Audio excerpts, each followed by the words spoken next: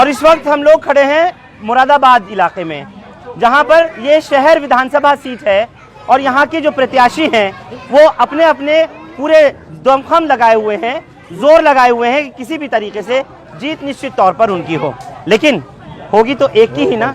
बहुत सारे मुद्दे हैं और बहुत से ऐसे मामलात हैं जिनको जहन में रख कर के यहाँ के लोग, यानी जो वोटर्स हैं, हार्ड कोर वोटर्स, मैं एक बार फिर से कहता हूँ, जिनमें फ्रेश वोटर्स भी शामिल हैं, वो लोग वोट करने जाएंगे। लगभग 5.5 लाख की आबादी वाली ये विधानसभा सीट है मुरादाबाद शहर। जहां मैं पहुंचा तो मैंने एक अलग ही उत्साह, एक लोगों में अलग ही उमंग पाया। लगा कि जैसे कोई पर्व आने वाला है।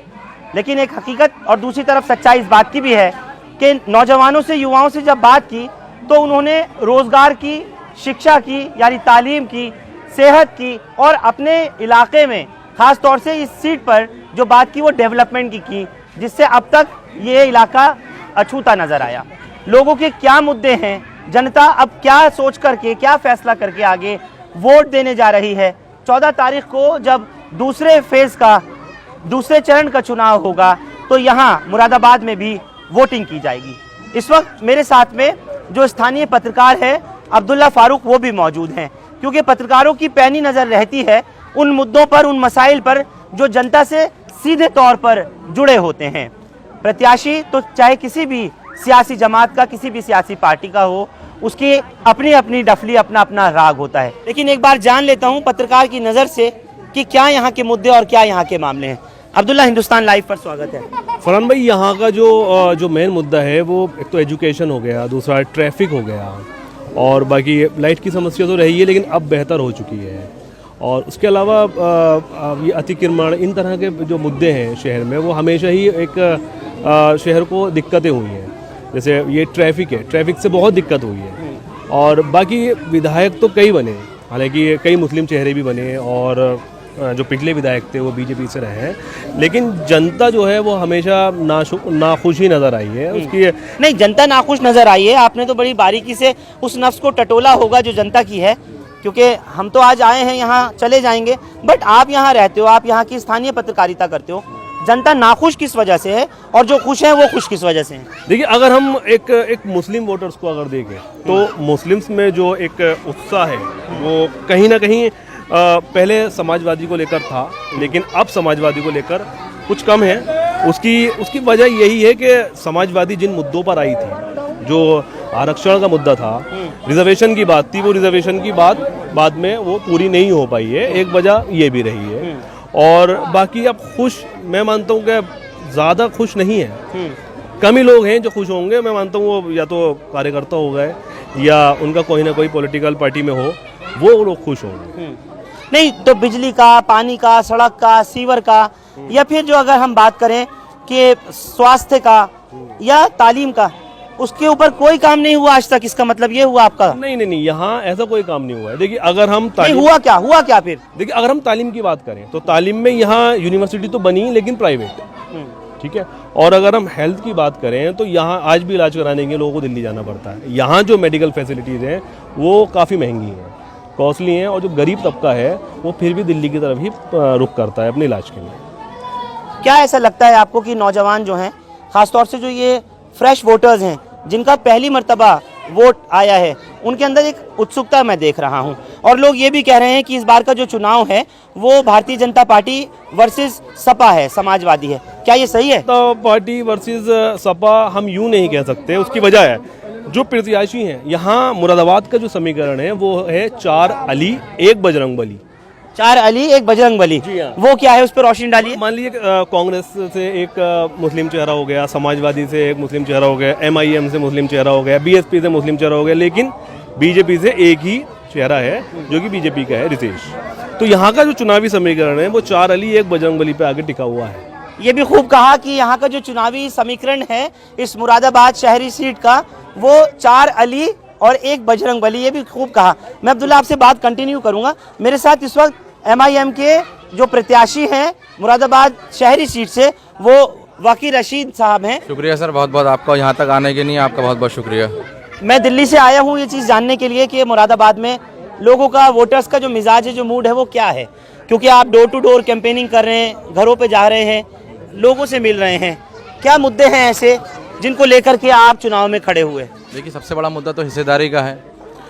बार बार बात की जाती है हम डेवलपमेंट करेंगे, हर पार्टी कहती है, 70 साल से कहती आ रही है, कितना डेवलपमेंट किसने किया सबको मालूम है। लेकिन जब भी हिस्सेदारी की बात आती है तो उसमें हमारा हक मान लिया जाता है, खास तौर से मुसलमानों का और शोषित वंचित समाज का। किस तरह से? उनको मौका ही नहीं मिलता। अभी आप मुरादाबाद की हालत देख लीजिए, जितना भी कारीगर तबका है, आर्टिजन है, जो बहुत अपने दिमाग से एक चीज़ बनाता है, क्राफ्ट बनाता है, और क्राफ्ट बना के एक्सपोर्ट चीज़ होती है, वो दुनिया खरीदती है उसको। उसकी ये कदर है कि अगर वो किसी सरकारी विभाग में चला जाए तो धक्के दे के उसको बाहर निकाल दिया जाता है। ये उसकी औकात है, ये उसकी हैसियत है। जिस इंसान की कदर विदेशों में हो रही है, उसके काम की कदर विदेशों में हो रही है, अपने ही देश में वो लतिया दिया जाता है, उसे 2 मिनट में लतिया देते हैं। दूसरा, जनता वोट आपको दे तो क्यों दे, किस बिना पे दे? देखिए, जनता को वोट इस वजह से करना चाहिए कि वो ये देखे कि कौन आदमी हमारी साथ है, संघर्ष में कौन है, उसकी ज़रूरत में कौन काम आ रहा है। आप ये नहीं कर सकते कि आप अमीरों को जो पैराशूट से टिकट दे दीजिए और आके आ रहा भैया हम नेता बन गए। अब ये वो दौर नहीं है, ये लोकतंत्र है। इस लोकतंत्र में एक प्रोसेस चला है 47 के बाद से, 70 साल गुजर चुके हैं। जनता की समझ में आ रहा है कि अब हमें वो नेता चाहिए जिसको हम फौरन अपनी पकड़ में ला सके। दामन उसी का पकड़िए जिसका गिरबान पकड़ सकते हैं। अच्छा, तो जनता जो है, यानी ये बात मैं आपको भी इस बात पे साक्षी जरूर करना चाहूँगा कि ये जो इस वक्त MIM के कैंडिडेट हमसे बात कर रहे हैं, इनका साफ तौर पर कहना है कि नेता वही चुनिए कि आप जिसका मतलब दामन उसका पकड़िए कि जिसका आप गिरेबां पकड़ सकते हैं। आपका गिरेबां तक पकड़ लेंगे लोग? बिल्कुल। अगर हम काम ना करें, आप हमें उल्टा लटका दीजिए। जब तक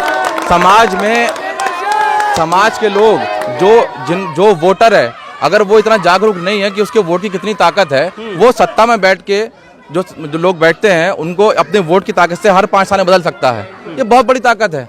आज ये जमींदारी का या बादशाही निज़ाम तो है नहीं कि सत्ता हासिल करने के लिए एक दूसरे की गर्दन काटी जाए। तो हम लोगों को जागरूक कर रहे हैं, MIM लोगों को जागरूक कर रही है, मुसलमानों को जागरूक कर रही है कि आपके वोट की ताकत कितनी बड़ी है। आप इसको समझिए कि जब आप बटन दबाते हैं तो सत्ता हिल जाती है, तो बटन दबाना पड़ेगा पतंग का। आपका मुकाबला किससे है? और ये बात मैं जनता के सामने ईमानदारी से पूछना चाहता हूँ, ये नहीं कि आपके सपोर्टर्स खड़े हैं, मैं जानना ये चाहता हूँ कि मुकाबले में आप अपने से किसको मानते हैं कि बिल मुकाबिल है? देखिए, जो लोग सत्ता की मलाई चाट रहे हैं सालों से, मुकाबला तो उन्हीं से रहेगा जो पूंजीपति हैं। नाम लीजिए। हाँ, बीजेपी से है, सबसे बड़ा मुकाबला बीजेपी से है। ठीक है। और देखिए, जब भी आपके सामने कोई होता है, आपका मुकाबला सबसे होता है। अब 11 कैंडिडेट खड़े हैं, उसमें हिंदू भी हैं, मुसलमान भी हैं, सब लोग शिवसेना के लोग भी खड़े हैं, सबसे मुकाबला है, सबको हराएंगे इंशाल्लाह ताला। मतलब आपको इतना कॉन्फिडेंस है MIM पर। अब्दुल्ला, इस बात पे आपसे ज़रूर मैं जवाब लेना चाहूँगा। देखिए, मुझे लगता है कहीं ना कहीं इनकी बात से मैं सहमत हूँ। उसकी वजह ये है, जब जनता को विपक्ष की ज़रूरत थी NRC के टाइम पे, और भी तो कहाँ था ये विपक्ष? चुनाव के वक्त सब आ गए निकल के, समाजवादी से अखिलेश जी भी आ गए और सारी पार्टी आ गई, लेकिन उस वक्त कहाँ था विपक्ष? उस वक्त आपको समझ सकते हैं कि मतलब हमारे नेता छुपे हुए थे और आज भी छुपे हुए हैं, लेकिन सिर्फ चुनाव लड़ने के लिए आ गए। तो कहीं ना कहीं जनता के अंदर आज भी वो बात है कि ये जो हमारे लीडर्स हैं, ये उस वक्त कहाँ थे समाजवादी के। तो आप एक पत्रकार हैं, एक प्रतिष्ठित पत्रकार हैं, कभी आपने ये सवाल उनसे नहीं पूछा? कभी आपने अपने इर्द गिर्द नहीं इन लोगों को टटोला? जो बात आज बड़ी दबी हुई आवाज में आप कह रहे हैं, ये तो आप बड़ी खुल के उस वक्त भी पूछ सकते थे। नहीं, हमने उस वक्त भी पूछा था। हाँ, फिर हमने क्या जवाब मिला एक पत्रकार होने के नाते? भाई, आप समझते हैं पत्रकारों को सबसे इजी जो चीज मिलती है वो धमकी। आपको धमकी मिली थी? हाँ, बिल्कुल। किससे? अब आप नाम मत खुलवाइए। नहीं, बताइए ना, बताइए। और दूसरी बात यह है कि पत्रकार अगर किसी की भी मुखालफत करता है तो उस पे बिकाऊ होने का धक्का सबसे पहले लगता है। आप बिकाऊ को छोड़ दीजिए, वो फेवर का सवाल देखिए बिकाऊ का नहीं है। मैं बता दूं, देखिए इस जगह पर आकर के एक सवाल ये जरूर बनता है, पत्रकार को जिंदगी मौत से बिल्कुल डर नहीं लगना चाहिए। आपको धमकी अगर किसी ने दी, आप मुद्दों की बात उठा रहे थे, मुद्दों की बात हमने उठाई, तो आप डर गए या आप थाने तक गए शिकायत की? हम देखिए, ऐसा है, ऐसी नौबत नहीं आई, हम अपना काम करते रहे, हम आज भी करते हैं और हम हमेशा करते रहेंगे। किस पार्टी की तरफ से धमकी मिली? आप खुद मत खुलवाइए, वो बात जब खत्म हो गई तो खत्म हो गई। अच्छा। हाँ, लेकिन अभी भी पिछड़ा हुआ है इलाका बुनियादी सुविधाओं से, पूरी तरह से मूलभूत सुविधाओं से यहाँ दूर है। नहीं, देखिए, इलाका जो है वो तो सुविधाओं से दूर रहेगा, लेकिन सुविधाएं रहित जो है, जिन्हें सुविधाएं मिली हुई है, वो हमारे लीडर्स को, नेता को, जो हमारे नेता होते हैं, चाहे वो किसी भी पार्टी के हों, वो तब तक तो संघर्ष करते हैं जब तक उन्हें गद्दी की ज़रूरत होती है। जब उन्हें गद्दी मिल जाती है तो वो फिर भूल जाते हैं। जो पिछली पार्टियां रही हैं, सब ले लो, बीएसपी ले लो, जो भी पार्टीज रही हैं, वो उन्होंने बुनियादी काम नहीं करे। मुस्लिम्स को, अगर मुस्लिम्स की बात करें या अल्पसंख्यक की बात करें, तो यहाँ सबसे जो बेसिक नीड है वो आरक्षण की है, रिजर्वेशन की है। कोई बात करता है रिजर्वेशन किसको दिलाने के लिए? भाई मुस्लिम्स को। मुस्लिम ओबीसी में जनरल में है, जबकि सच्चर कमेटी की रिपोर्ट में कहा गया था कि देश में मुसलमानों का हालत दलितों से ही बदतर है। अब दलित एससी में होता है और उसी के साथ काम करने वाला, उसको आरक्षण नहीं मिलता है। किसी लीडर ने कभी ये बात उठाई? मतलब रिजर्वेशन का सबसे बड़ा मुद्दा है आपका मतलब लेकिन है। मुस्लिम्स को नहीं पता। हमारे मुस्लिम नेता उसको अवेयर ही नहीं करते कि तुम्हारा ये भी मुद्दा है। वो सिर्फ ये कहते हैं कि देखो वो वाली पार्टी तुम्हें मार देगी तो तुम हमें वोट दे दो, बीजेपी तुम्हारे साथ ये कर, मतलब डरा कर के वोट हासिल करने वाली बात है। बिल्कुल सही कह रहे हैं। अब तक हमारे वोट को मुद्दा नहीं, अब तक हमारे वोट को ये समझा गया कि हमारा वोट हर किसी को दे सकते हैं, हम फ्री का वोट है। हमारा वोट एक तरीके से खैरात में हम देंगे, लेकिन अब हमें AIM को चुनना है अपने विकास के लिए। अगर हम देखेंगे तो हमारे शहर में इलिटरेसी है, अनएम्प्लॉयमेंट है, इस लेवल पे कोई बात उठाने वाला ही नहीं है। किसी को समझ ही नहीं आ रहा कि यहाँ के युवा को जॉब चाहिए। लेकिन आपको लगता है MIM उठाएगी ये मुद्दे? ये मुद्दा उठाएगी, बिल्कुल उठाएगी। यहाँ पर हमारे पास पढ़े लिखे लोग जो लिटरेट हैं, इस आवाज को उठाने के नहीं है, वो है हमारे वकील साहब। अगर हम देखें, इससे पहले आप कहाँ थे? इससे पहले हम समाजवादी को सपोर्ट करते थे, लेकिन हमने देखा कि हमारी आवाज ही नहीं उठी। जब NRC का मुद्दा उठा तो देश में हमारे बैरिस्टर साहब ने पार्लियामेंट में बिल फाड़ा उसको, तो हमारा नेता कौन है हमें समझ में आ गया उस दिन। ये बताइए आप। अब एक जज्बात से भी जुड़ाव की लड़ाई ऐसे लगता है कि समझ में आ रही है, लेकिन आज का जो वोटर है वो डिजिटल वोटर है। और क्योंकि ये कहना इसलिए भी बहुत ज़रूरी होगा कि आज के टाइम में लोग इतने बाशऊर हैं, उनको मालूम है कि वो किसको वोट देने जा रहे हैं। दूसरा, जो जनता से जुड़े हुए जो बुनियादी समस्याएं हैं उनका समाधान आज तक किसी ने नहीं किया, ऐसे यहाँ के मुरादाबाद शहर विधानसभा के लोग कह रहे हैं। हालांकि कहने को ये शहर है, लेकिन अभी रास्ते में जब मैं आ रहा था, दिल्ली से यहाँ पहुँचा हूँ, तो जिस तरीके के हालात देखे हैं, गलियाँ देखी हैं, जो चौक चौराहे और कूचे देखे हैं, वो मुझे लगे नहीं कि एक शहर के हैं। यानी जितना विकास होना चाहिए था शायद वो नहीं है, और यही वजह है कि ये लोग बदलाव चाहते हैं, ये लोग अब परिवर्तन चाहते हैं। मैं ठीक हूँ? बिल्कुल ठीक है, बिल्कुल सही फरमाया आपने। देखिए बात क्या है, बात यह है कि हम लोग ये देख रहे हैं लगातार कि जब भी कोई मुस्लिम इशू आता है, देखिए कभी किसी ब्राह्मण को लिंच तो किया नहीं जाता, कभी किसी ठाकुर को लिंच तो किया नहीं जाता, किया किसे जाता है? मुसलमान को किया जाता है ना। तो जब आप उसका सुरक्षा की व्यवस्था करेंगे, उसका उत्थान करेंगे, उसको सुरक्षा प्रदान करेंगे। लेकिन उत्तर प्रदेश में तो 2017 के बाद से, जब से योगी आदित्यनाथ आए हैं, तब तक कोई दंगा नहीं, कोई अपराध नहीं, कोई अपराधी। अरे नहीं सर, दावा तो यही है। नहीं, दावा कुछ भी करते रहे। खुद जो उनकी होम मिनिस्ट्री ने NCRB का डाटा देख लीजिए, 4000 से ऊपर से लो इंटेंसिटी हेट क्राइम करे हैं उन्होंने। हमारी मॉब लिंचिंग अभी अल्ताफ को मार दिया, अभी अल्ताफ को मारा सर, पुलिस की कस्टडी में मार दिया अल्ताफ को।